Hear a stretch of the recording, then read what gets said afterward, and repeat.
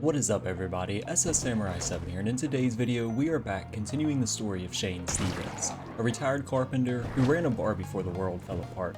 A couple weeks ago, Shane lost his arm to a zombie bite, but after taking things a little easy last video, things seem to be turning into a new direction now. If you haven't seen the last episode, there are some spoilers ahead, so I encourage you to check those out beforehand. Anyway, without further ado, grab some popcorn, sit back, let's get right into the video. Shane was still nauseous from the infection that occurred in the last episode. It seems our temperature has gone down ever so slightly, so maybe this is a good sign. I put away the welding equipment and re-equipped my headgear, before taking painkillers as I made my way into the medical room, where I filled my canteen and smoked a cigarette. Once I arrived to the kitchen for breakfast, I opened the 8 egg cartons I had in the fridge, so I would realize I needed to use them before they go bad. The yogurt had also gone stale, so I started eating some of it as well. I still wanted to find another generator to power the rest of the base. Before I headed out, I checked my map to decide where I wanted to search. Instead of heading straight towards houses with sheds, I figured I'd go around to the nearby houses that hadn't been looted yet, whether they had a shed or not. Maybe this will help with the rumors that have been coming back to the base.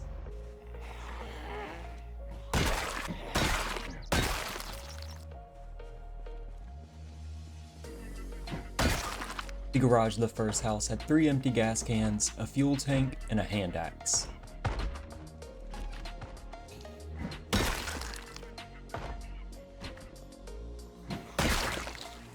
Inside I grabbed thread, read a comic book, and then found a closet with a jerry can and fishing gear stored away. After sneaking into the neighboring house, I came away with food and welding equipment. I'll back the truck in here to grab this. When I got to the kitchen, I found more canned goods, so I took the time to go ahead and eat up before I continued the looting. Once everything was stored in the truck, I drove up to get the metalworking gear, and then backed into the other garage to collect the gas cans, before heading back home for the night.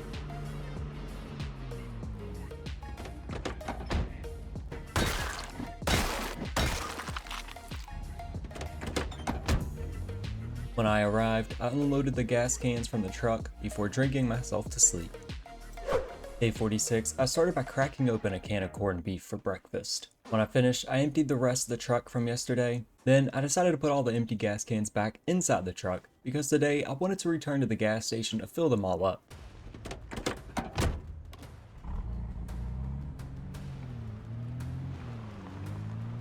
Along the way, I stopped a few times to kill groups of zombies that I noticed.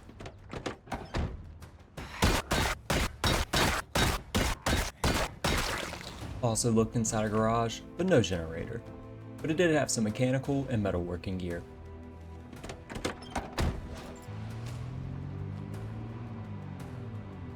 There were tons of dead at the gas station and the surrounding areas, so I used my truck to kill them instead of risking my life and wasting tons of effort.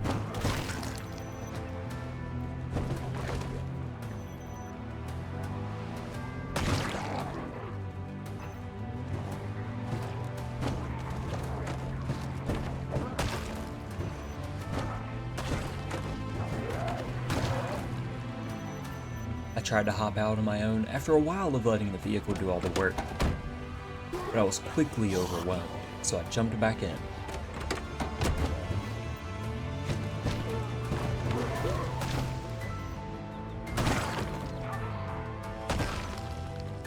When the area finally seemed cleared, I jumped out to start filling it up, but more zombies. Finally, I have a few seconds of free time. I filled up half of them, but decided to leave since I was developing a lot of negative noodles. I didn't want to get caught out here with all of these. I took the scenic route on the way home to look for a bookstore, but no luck. After setting the full gas cans outside, replacing his bandage, and storing away the metalworking gear, Shane Stevens headed off to sleep. When I awoke, I started the day with a canned fruit cocktail, yogurt, and eggs for breakfast. After, I headed to the library where I cleared some noodles before getting my day started.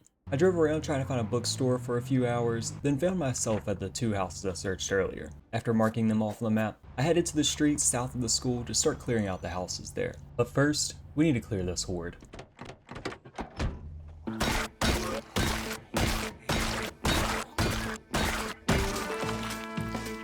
First house I arrived at had a family of conspiracy theorists inside, but they expected aliens, not zombies. I took what I could from the kitchen, eating a bit while we were here. The rest of the house was fairly empty, so I ventured next door.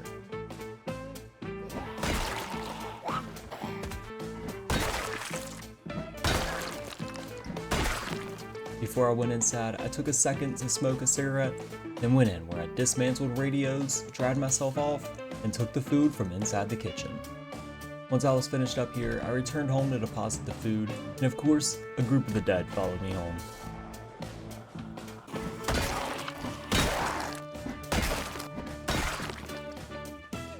Before I headed to bed, I filled up the generator with fresh fuel and marked off the houses I searched. I changed my bandages when I awoke the next day. The wound was still infected, so I went ahead and disinfected it. My crowbar was nearing its final stage of life, so I attached a spare to my sling. I ate yogurt and eggs for breakfast, then took painkillers before heading out to start my day.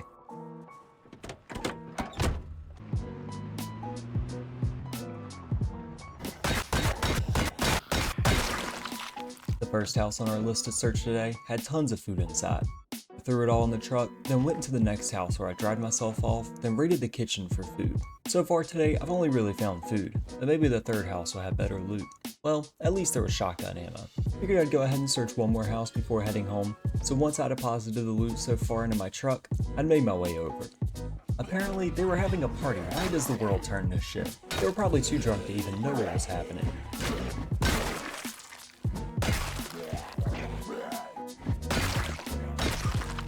I collected the alcohol and sodas in the living room before heading to the kitchen where there was more food to grab. Finally, I headed back to my truck where I drove home for the night. I noticed a herd while cleaning out the truck, so when I finished up, I took vitamins and killed them all before I headed to sleep. If you're enjoying this video, consider leaving a like. It's quick to do and really helps out the channel. Also, if you have any suggestions on how I can improve the videos, comment them down below. Anyways, thank you all for the support and let's get right back into the video. When I started off day 49, I realized I had acquired an infection on my left arm. Yes, the same forearm that got cut off 2 weeks ago. Hopefully not die from something stupid, I went ahead and placed a bandage on it. Then I ate chocolate for breakfast since we had plenty of food now. Today, I wanted to have an easy day, since so far this week has been pretty busy. I relocated the television to where it will be accessible to the generator.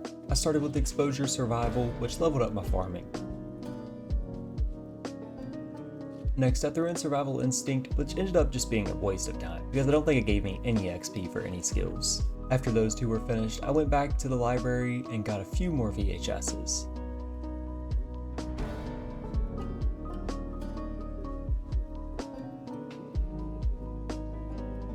When I finished up, I prepared a roast for dinner using a bunch of eggs. Then I took painkillers and smoked a cigarette while I cooked. When I finished eating, I disinfected my cuts and changed my dirty bandages, then headed to bed a little earlier tonight. Due to that, I woke up early the next morning, and also probably because I'm in a little bit of pain again. I took painkillers to ease my aching from the night and got breakfast from the kitchen, before heading out to see some zombies had come over during the night.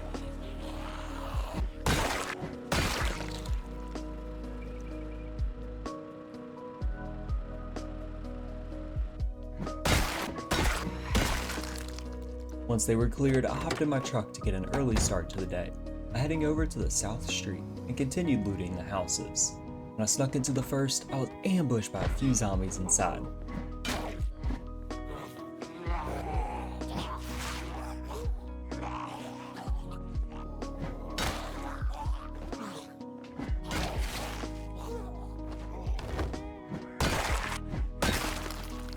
Who were able to do a decent amount of damage to me.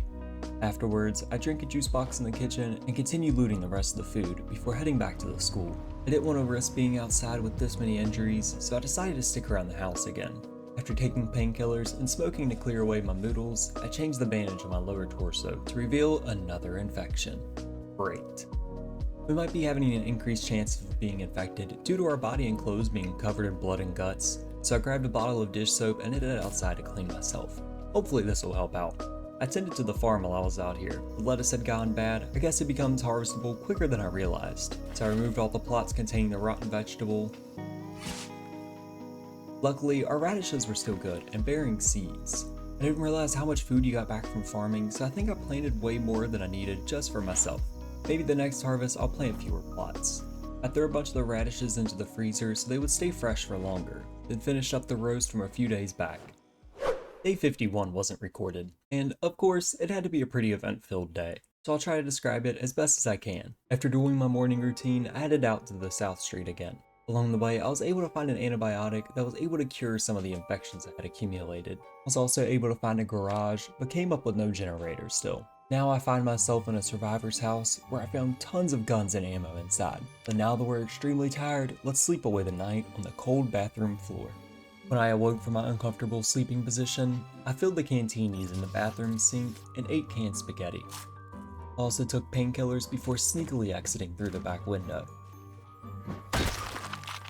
Now back at the truck, let's check out what I found yesterday. A new crossbow, a revolver, a shotgun, and a few more weapons as well. But what I also found out off camera was that since I'm now missing my left arm, I can no longer hold two-handed weapons. That sucks. I then drove the truck a little further up the street so I can finish looting the last two houses.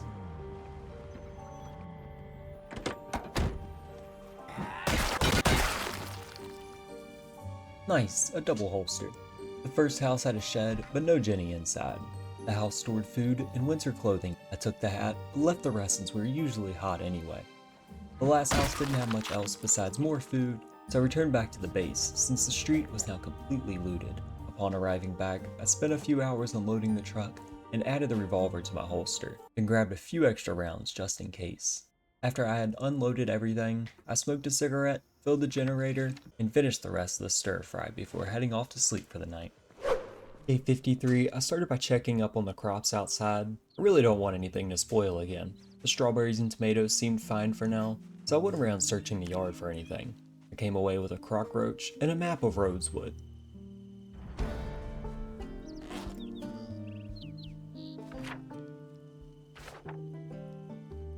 Along my way around the perimeter, I came across a group of dead gathered outside, so I hopped over the fence and tried to clear them out.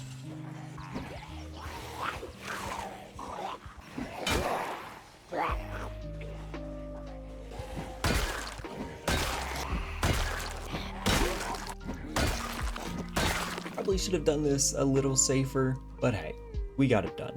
So I jumped back over the fence where I continued searching.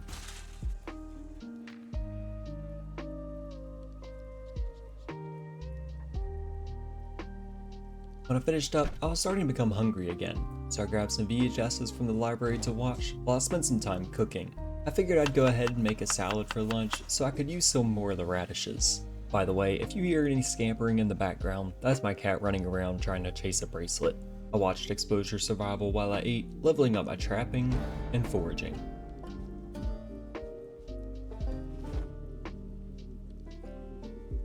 Then I collected the pot of water from outside to sterilize, and instead of adding it to the water cooler, I made a stew using it, which, if I remembered correctly, is my first stew of the run. I read my first aid book while it cooked, and after eating, I slept through the night. Now Shane has survived 53 days and has killed 712 zombies. I'm extremely happy with how I've been able to increase my skills over the past week. If you guys don't remember, the very first week of the playthrough, I couldn't find a TV, so I didn't get any additional XP from Life and Living. So we're still a little behind because of that. If you all enjoyed this video and would like to see more Shane Stevens' story, be sure to subscribe and turn on notifications to not miss out on a future video. Also, if you're interested in getting to know me or meeting other Project Zomboid players, come join the Discord, link in the description, along with all of my other socials. Anyway, with all of that out of the way, thank you all for the continued support, and I'll see you all in the next video. Peace out.